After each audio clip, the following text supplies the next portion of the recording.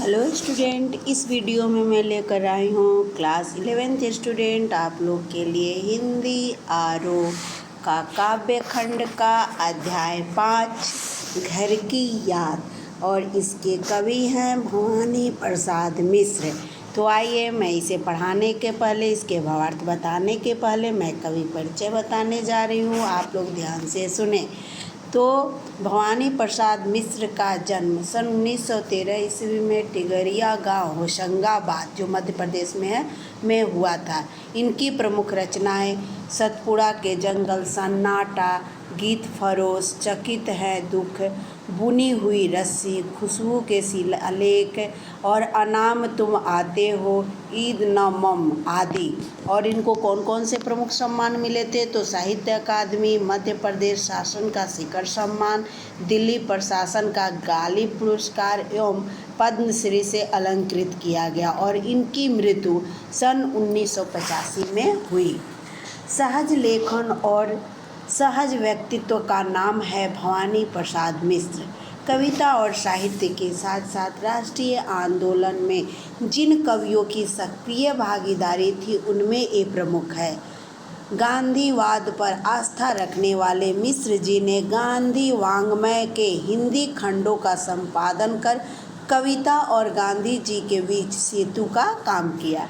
भवानी प्रसाद मिश्र की कविता हिंदी का सहज लय की कविता है। इस सहजता का संबंध गांधी जी के चरखे की लय से जुड़ता है, इसलिए उन्हें कविता का गांधी भी कहा गया है। किसे? मिश्र को। मिश्र जी की कविताओं में बोलचाल के गद्यात्मक से लगते हैं। वाक्य विन्यास को ही कविता में बदल देने की अद्भुत क्षमता है। इसी कारण इनकी कविता सहज और लोक से अधिक करीब है। भवानी प्रसाद मिश्र जिस किसी विषय को उठाते हैं उसे घरेलू बना लेते हैं। आंगन का पौधा, शाम और दूर दिखती पहाड़ की नीली चोटी भी जैसे परिवार का एक अंग हो जाती है। वृद्धावस्था और मृत्यु के प्रति भी एक आत्मीय स्वर मिलता है। उन्होंने प्रौढ़ प्रेम की कविताएं भी लिखी, जिसमें उद्दाम श्रृंगारिकता की बजाय सहजीवन के सुख दुख और प्रेम की व्यंजना है। नई कविता के दौर के कवियों में मिश्र जी के यहाँ व्यंग और क्षोभ भरपूर है, किंतु वह प्रतिक्रियापरक न होकर सृजनात्मक है। गांधीवाद पर आस्था रखने के कारण उन्होंने अहिंसा और सहनशीलता को रचनात्मक अभिव्यक्ति दी है। अब देखिए, घर की याद की पाठ की रूपरेखा क्या है? तो यह है कि कविता में कवि ने जेल प्रवास के दौरान रात भर हुई वर्षा से उद्वेलित परिजनों के प्रति मन में उठे मार्मिक भावों को अभिव्यक्त किया है। किस प्रकार कवि स्वयं घर से दूर होने के कारण व्यथित हैं, किंतु अपनी व्यथा को छिपाने का प्रयास करता है ताकि उनके परिजन दुखी न हो। इन्हीं भावों की मार्मिक अभिव्यक्ति कविता में हुई है। तो आइए चलिए, मैं अब कविता पढ़ाने जा रही हूँ और उसके भावार्थ को बताने जा रही हूँ। आप ध्यान से सुनेंगे। अब देखिए, आज पानी गिर रहा है, बहुत पानी गिर रहा है, रात भर गिरता रहा है, प्राण मन घिरता रहा है, बहुत पानी गिर रहा है, घर नज़र में तिर रहा है, घर की मुझसे दूर है जो, घर की खुशी का पूर है जो। अब कह रहे हैं कि रात भर जो बहुत बारिश हो रही है, इसलिए कवि कह रहा है कि आज बाहर बहुत पानी बरस रहा है, अर्थात बाहर मूसलाधार वर्षा हो रही है। रात भर हुई इस वर्षा ने उनके मन की कोमल भावनाओं को क्या कर दिया है? जागृत कर दिया है। ऐसी तेज वर्षा में कवि की आंखों के सामने क्या उनका घर क्या हुआ है? तैरता नजर आ रहा है। ठीक है, उनका घर क्या हो रहा है? देखिए, यहाँ है ना, घर नज़र में तिर रहा है, यानी इतनी बारिश में उनके आंखों के सामने उनका घर तैरता हुआ नजर आने लगता है। अर्थात कारावास में रहने के कारण उन्हें अपना घर और घर की सदस्यों की याद आने लगी है। वह घर, अब देखिए, घर तिर रहा, घर की मुझसे दूर है जो घर खुशी का पूर है जो। अब कह रहे वह घर जो उनसे बहुत दूर है और वो खुशियों से भरा हुआ है।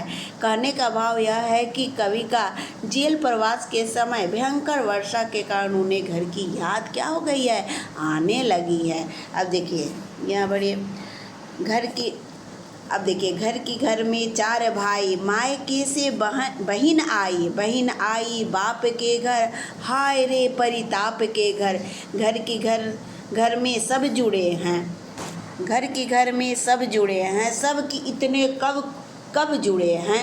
4 भाई 4 बहनें, भुजा भाई प्यार बहनें। अब देखिए यहाँ कवि कह रहे हैं कि कवि अपने परिवार के सदस्यों को याद करते हुए कहता है कि उसके घर में क्या है, 4 भाई और क्या है, 4 बहनें हैं, 4 भाई हैं और उनकी विवाहिता बहन भी क्या हो गई है, मैके अर्थात उनके घर आई हुई है। यहाँ कह रहा है ना घर में 4 भाई, यदि उनके घर में 4 भाई है और उनकी जो विवाहिता बहनें हैं वो भी क्या हो गई है, मैके आई है, यानी अपने घर आई होगी। और उसे घर में न पाकर बहन आई बाप के घर, हाय रे परिताप के घर। और जब मैके आई और मैके आकर यानी मिस्र को न पाकर वो बहुत दुखी हुई होगी। और परिवार की वर्तमान स्थिति को देखकर ऐसा लगता होगा कि मानो उनकी बहनें अपने बाप के घर ना आके क्या हो गई, कष्ट और दुख के घर में आ गई है। परिताप का मतलब क्या, कष्ट और दुख के घर में आ गई हैं अपने मैके ना आकर। फिर घर में सब जुड़े हैं, सब की इतने कब जुड़े हैं, 4 भाई 4 बहनें, भुजा भाई प्यार बहनें। अब इसका भावार्थ समझिए। कह रहे हैं कि जब घर, कवि का जो घर है वास्तव में क्या है, एक सुखी घर है और वो सुखी घर में क्या हो गया होगा, घर में सब जुड़े हैं, सबकी कितना सुखी घर है, सभी आपस में गहरा प्यार हो गया है, एक दूसरे से जुड़े हुए हैं, अर्थात तो सबको क्या है, आपस में गहरा प्यार है। और चारों भाई क्या है, 4 भुजाओं के समान है, 4 भाई 4 बहनें, भुजा भाई प्यार बहनें।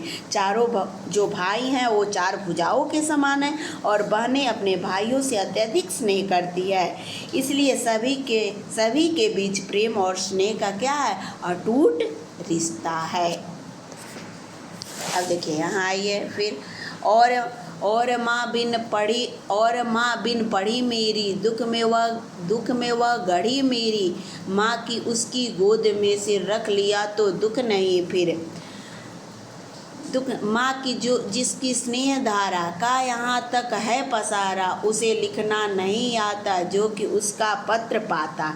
अब देखिए यहाँ अपनी माँ का वर्णन किया है। कवि कहता है कि उसकी माँ पढ़ी लिखी नहीं है और माँ बिन पढ़ी मेरी, यानी उसकी जो, कवि यहाँ कहते हैं कि उसकी जो माँ है वो पढ़ी लिखी नहीं है और उसके जेल जाने के कारण क्या होगी, वो दुखी होंगी, आहत होंगी। दुख में वह गढ़ी मेरी, यानी उनके जेल में जाने के कारण क्या होगी, वह दुखी एवं आहत होगी। और वह अपनी ममता का फिर उल्लेख करते हुए क्या कह रहे हैं, कहते हैं कि उनकी गोद में सिर रख लेने से क्या होते थे, उनके सारे कष्ट और दुख दूर हो जाते थे। अर्थात माँ के स्नेह भरे स्पर्श से कभी अपना सारा कष्ट क्या हो जाते थे, भूल जाते थे। माँ की जिनकी स्नेह धारा का यहाँ तक भी पसारा, उसे लिखना नहीं आता जो कि उसका पत्र पाता।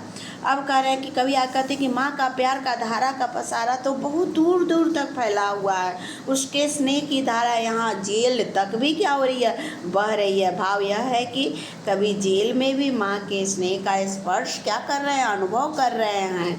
अब फिर कह रहे हैं कि कवि कह रहे हैं कि उनकी माँ पढ़ी लिखी नहीं है, जिस कारण वह उसे पत्र नहीं लिख सकती, इसलिए उसे अपनी माँ का कोई पत्र भी प्राप्त नहीं होता। That's all. यहाँ मैं पार्ट 1 खत्म कर रही हूँ घर की याद में। इसे तब तक आप लोग अच्छे से पढ़ेंगे, इसके भावार्थ को समझेंगे, फिर मैं पार्ट 2 में इसके आगे के भाग को पढ़ाऊँगी और भावार्थ बताऊँगी। That's all.